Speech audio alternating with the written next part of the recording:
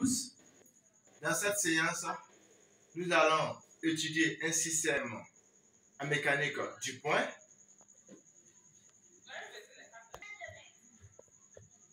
Étudions cette figure.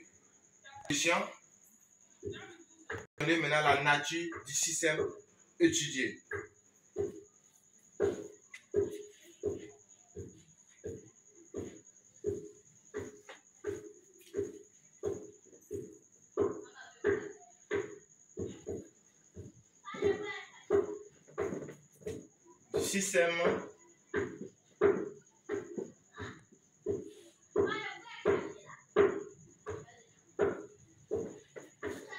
La nature du système étudié.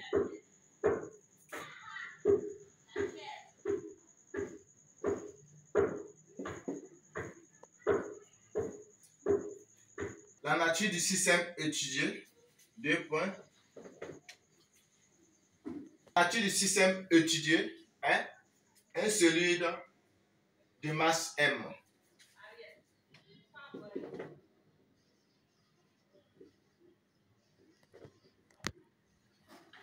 Un solide de masse M.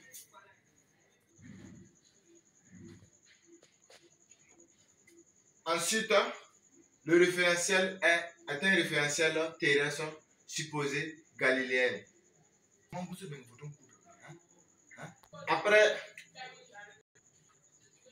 Après le référentiel, nous allons maintenant faire le bilan des forces appliquées à ce système.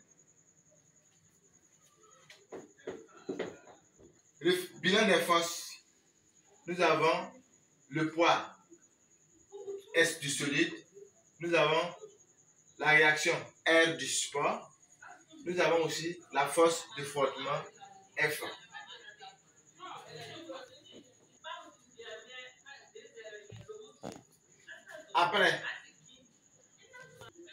D'après la relation fondamentale de la dynamique, ou le théorème du centre d'inertie, la somme des forces extérieures appliquées au solide est égale à MA.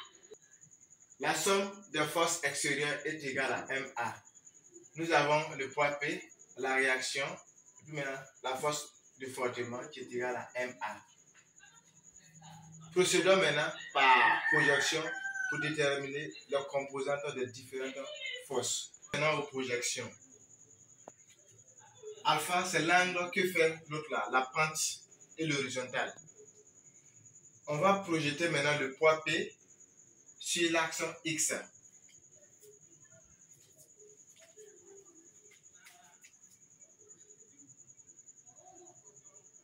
C'est perpendiculaire à l'axe X. On va projeter le poids P sur l'axe Y. C'est perpendiculaire à cet axe. Maintenant, on va déterminer maintenant les composantes. P.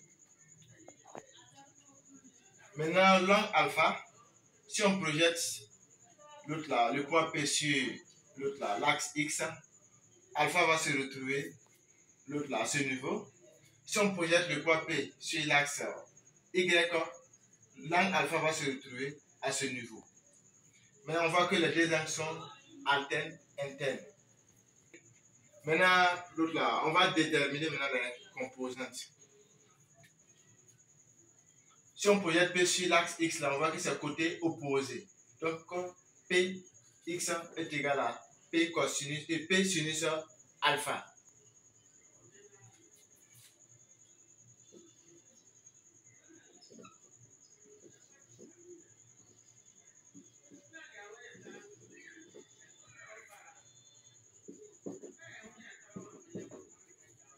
Maintenant, Px maintenant, c'est égal à P sinus alpha. Py maintenant, c'est côté adjacent. Donc, ça va faire Py est égal à P cosinus alpha. Mais à ce niveau, on voit que le Y se déplace vers le haut et le poids P se déplace vers le bas. Donc, il y a un signe moins à ce niveau. Un signe moins à ce niveau. Ok, on va déterminer maintenant les coordonnées de la réaction R. Suivant X maintenant, on voit que la réaction est perpendiculaire l'autre là à x. Donc on peut dire que Rx maintenant est égal à 0. Maintenant la réaction, on va projeter maintenant la réaction F suivant l'axe Y. On voit que la réaction est collinaire à Y. Même sens. Donc R maintenant est égal à Ry est égal à R. Ry est égal à R. Maintenant, on va déterminer les composantes de la force de frottement. On sait que la force de frottement est collinaire à l'axe X, mais de sens opposé à celui de X. Donc, F suivant X est égal à moins F. Maintenant, on va projeter la force de frottement sur l'axe Y.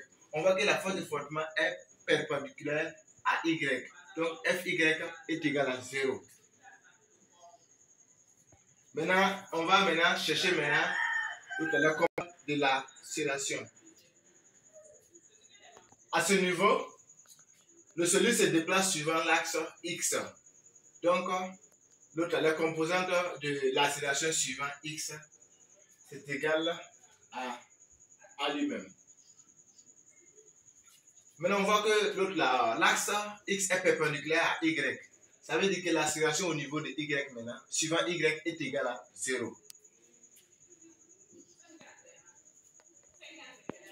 On remplace maintenant ces différentes composantes dans la relation fondamentale de la dynamique pour répondre aux différentes questions. Pour étudier un système en mécanique du point, d'abord, il faut préciser la nature du système étudié, le référentiel, faire maintenant le bilan des forces, puis appliquer la relation fondamentale de la dynamique ou le théorème du centre d'inertie.